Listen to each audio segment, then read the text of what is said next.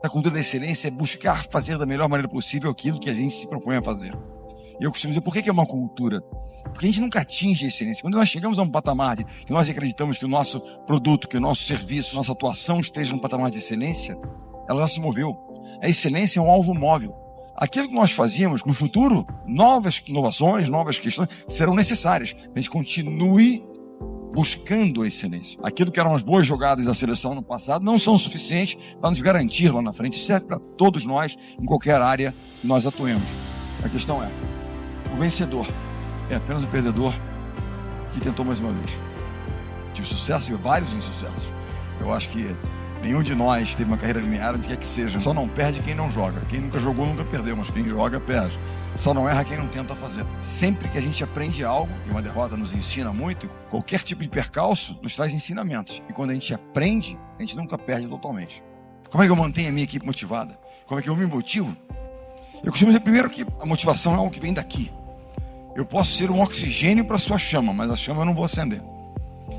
E hoje há várias teorias modernas de motivação, mas há dois pilares que são as raízes fundamentais da motivação. O primeiro pilar de motivação é a paixão. A paixão que nos torna mais perseverantes, que gera consistência, porque não é simplesmente ir lá, atuar e fazer, é um processo. E naquele dia que você está, você não vê paixão pelo que você faz, não é um propósito forte que te apaixone, você não vai. Ah, mas a gente já ganhou tanta coisa, então para que continuar? Porque eu amo o processo. A cada dia eu levanto para treinar e tentar dar um treino melhor. A cada dia eu levanto para fazer algo para que impacte as pessoas. O segundo pilar de motivação, as pessoas fazem o que fazem porque são apaixonadas ou porque precisam muito.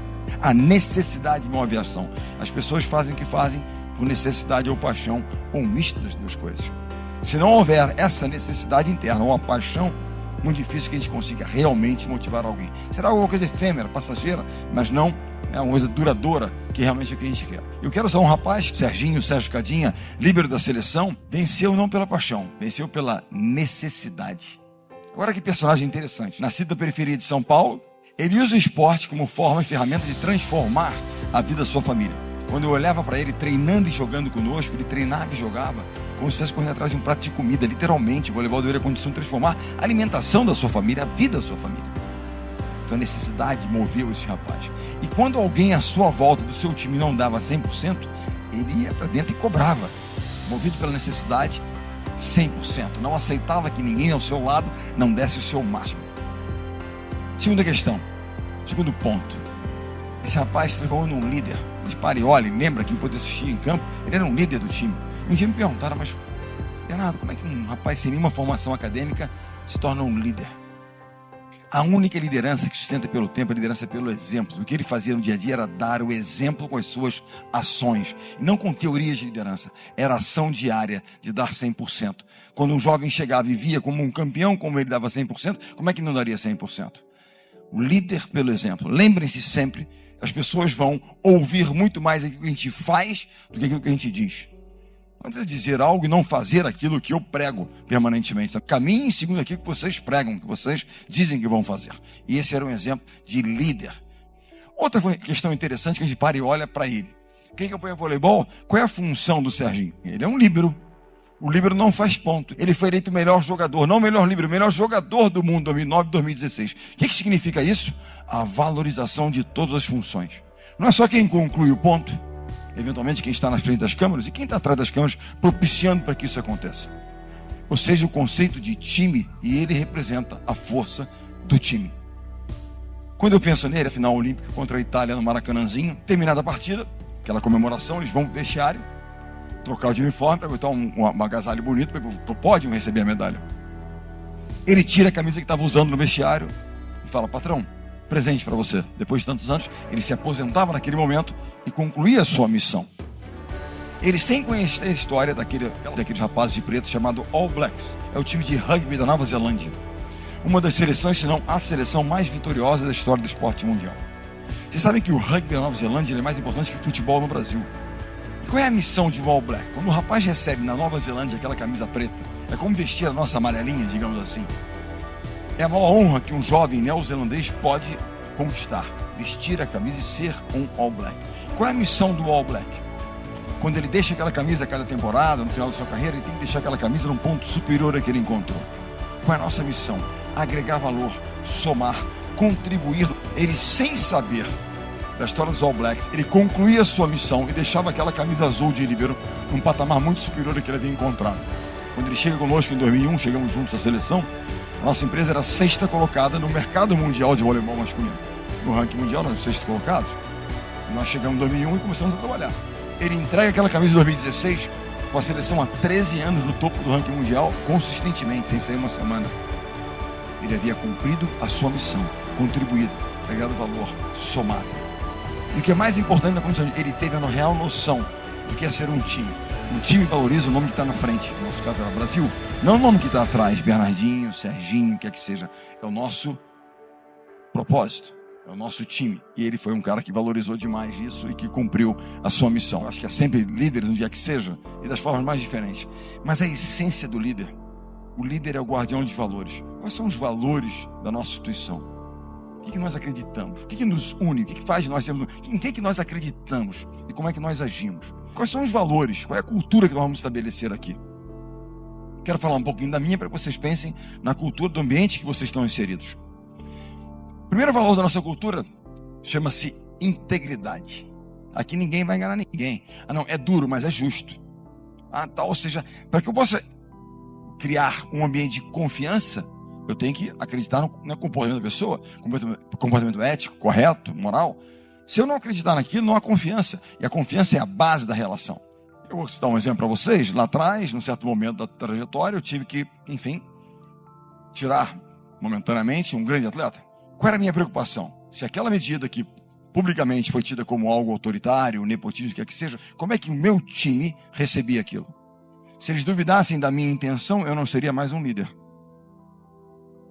E se eles não duvidaram e permaneceram comigo, porque eles acreditaram que era necessário ser feito, porque estava havendo naquele momento transgressão de valores.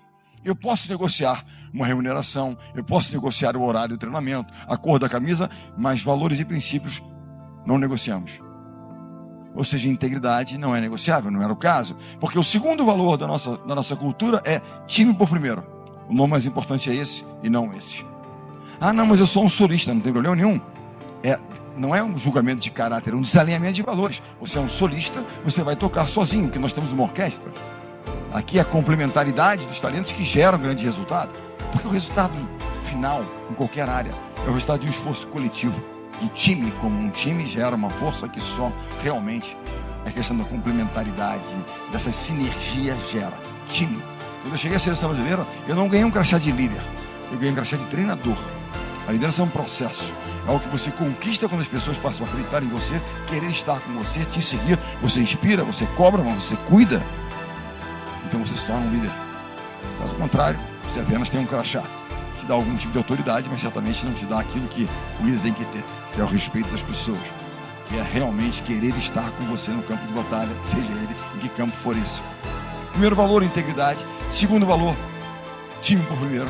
Terceiro valor, treinamento extremo. Roberto, que valor é esse treinamento extremo? Nós imaginamos que na nossa vida nós controlamos muitas coisas. Nós não controlamos tantas coisas assim. O quantos talentos eu tenho? Eu não controlo quanto talento eu tenho. A gente vem ao planeta Terra com um certo kit pessoal. Tem uns que são mais talentosos para negócios, outros para esporte, outros para as artes, outros para tecnologia. Cada um tem um certo, né? Você trabalha, se desenvolve, mas tem um certo não. Mas tem uma coisa que nós controlamos, que é o quanto nós colocamos dedicação ao processo de trabalho. Pontualidade, dedicação, suor, disciplina. Isso a gente controla. É uma escolha. Porque é um valor. Aqui nós vamos trabalhar muito. Mas eu não quero trabalhar tanto. Não tem problema. Você não vai trabalhar aqui, vai trabalhar em outro lugar. Porque nós acreditamos como diferencial sendo a dedicação no processo. A entrega. Esse é o diferencial. O trabalho paga. E lembrem-se, a única coisa que a gente controla realmente é o quanto de dedicação a gente coloca no processo. Há uma coisa, quando a gente falou-se aqui sobre a questão de você estar permanentemente aprendendo, permanentemente em evolução, buscando a excelência que está se movendo para um outro patamar, também está perseguindo. Então, abominem o pensamento, mas nós sempre fizemos assim. A forma como nós fizemos não é suficiente para continuar conquistando. Nós temos que inovar. E não pensem em inovação como algo disruptivo. Inventar um novo iPhone, Não. Pequenas mudanças que geram enormes ao longo do tempo, né? Modificações, contribuições. Em 2015, com um currículo bastante vitorioso, Por que eu vou mudar? Eu não vou mudar. Eles que se adequam a mim, porque eu sou o cara. E aí meu filho, Bruno, que é capitão da seleção, bate a minha porta de madrugada no centro de treinamento. E ele disse: o que você desenvolveu como metodologia de trabalho, que era desafiar, apertar, eleva o sarrafo, mais um pouco, mais um pouco. A primeira geração era absolutamente adequada a essa filosofia. A nova geração não. Isso não quer dizer que eles são melhores, que eles são piores, mas eles são diferentes. E nós então, eu fui então procurar formas de dar um feedback diferente, mais positivo, mais assertivo, de me aproximar principalmente de pessoas que se distanciavam de idade comigo. Porque a única forma de nós liderarmos é conhecendo as pessoas. Como é que eu vou motivar alguém se eu não conheço aquela pessoa? Será que eu tenho que trabalhar a autoestima dela ou desafiá-la? Novas gerações, pessoas diferentes, bem tratadas de formas diferentes, sob os mesmos princípios. Vai desafiar um pouco mais, vai trabalhar um pouco mais a autoestima, o que é que você mais tem que fazer. Quero falar um pouquinho de desenvolvimento pessoal, qualquer área. A mãe de todas as virtudes. Número 1, humildade. Se não tiver humildade, você acha que você já sabe, você não aprende. A humildade nos traz a seguinte reflexão: nós não somos, apenas estamos, momentaneamente. Ah, mas o Brasil é líder agora, são 20 anos de liderança, 19 anos de liderança. Está líder, não é. Por mais que seja o tempo, se você parar de crescer, parar de trabalhar, parar de fazer o que tem que ser feito, você não estará mais líder. Ninguém é, apenas está. E a humildade faz ouvir as pessoas. E muitas vezes ouvir aquilo que não é dito. Você tem que estar se conectando permanentemente. A humildade que nos faz aprender de verdade. Criar hábitos. Porque o hábito que não é muito positivo, digamos que eu, por exemplo, vou fazer uma dieta. Muitas vezes a gente não consegue vencer um prato de batata frita, porque é difícil às vezes, vencer um prato de batata frita. Você perde para a batata frita, você perde para o despertador. Mas você cria o hábito. O hábito é feito por pequenas vitórias, micro hábitos, e você vai e repete. Hoje à noite, vou fazer o meu a fazer de amanhã, minha lista de amanhã, o que eu vou fazer amanhã. Eu quero que seja uma meta factível, que não gere frustração por você não conseguir, porque essa é possível. Eu quero emagrecer, eu vou perder 10 quilos no mês. Esquece, porque isso não é sustentável. Eu quero treinar, vou começar amanhã correndo 20 km, esquece, não vai dar certo. Vai ficar tão dolorido no dia seguinte, não vai conseguir fazer nada. Então não é isso. Façam isso com consistência, desenvolvam um hábito. Porque o hábito ruim dá o prazer momentâneo. Vou sentar lá e vou ver uma outra coisa que não tem nenhuma... Eu vou comer uma porcaria qualquer que dá aquele prazer momentâneo, mas te afasta do teu objetivo. A disciplina é a ponte que liga o seu sonho, a sua meta que está com você aqui, a sua realização efetiva. Vocês tiveram a oportunidade de assistir a uma série muito interessante sobre Michael Jordan, chamado O Arremesso Final, Last Dance. Fala sobre Michael Jordan, sobre o time do Chicago Bulls. É o melhor insight, dos melhores insights ali, dito pelo Michael Jordan, que é um dos maiores esportistas da história do esporte mundial, é o seguinte: ele foi muito duro com seus companheiros, um líder, às vezes, muito duro.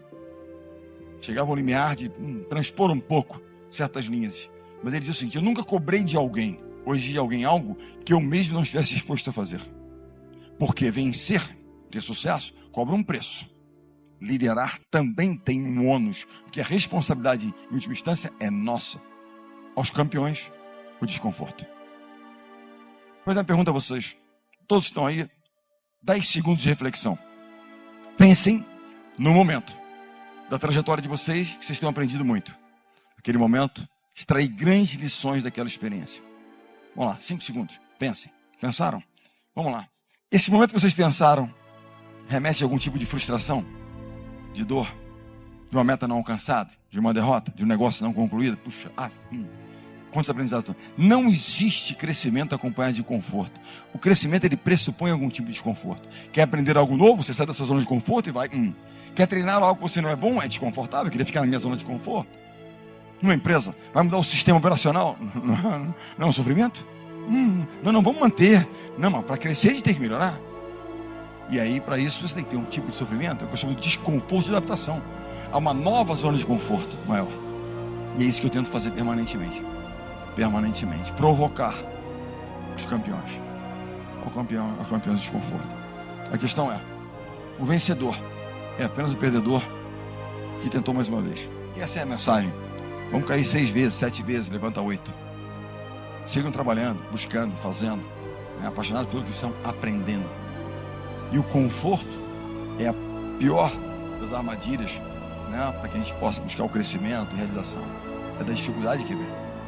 Conhecimento, aprimoramento, é da dificuldade. E se está difícil, é que a gente está aprendendo. Foquem naquilo que é importante, naquilo que vocês controlam. O que vocês não controlam é ruído. não pode interferir naquilo que vocês têm que fazer, nas suas ações. O segundo F é força, para lidar com a adversidade, para se superar, para seguir em frente, para lidar com os nãos, porque os nãos vão acontecer. A vida não será sempre justa. Mas para você, foco, força. E o terceiro F, fé.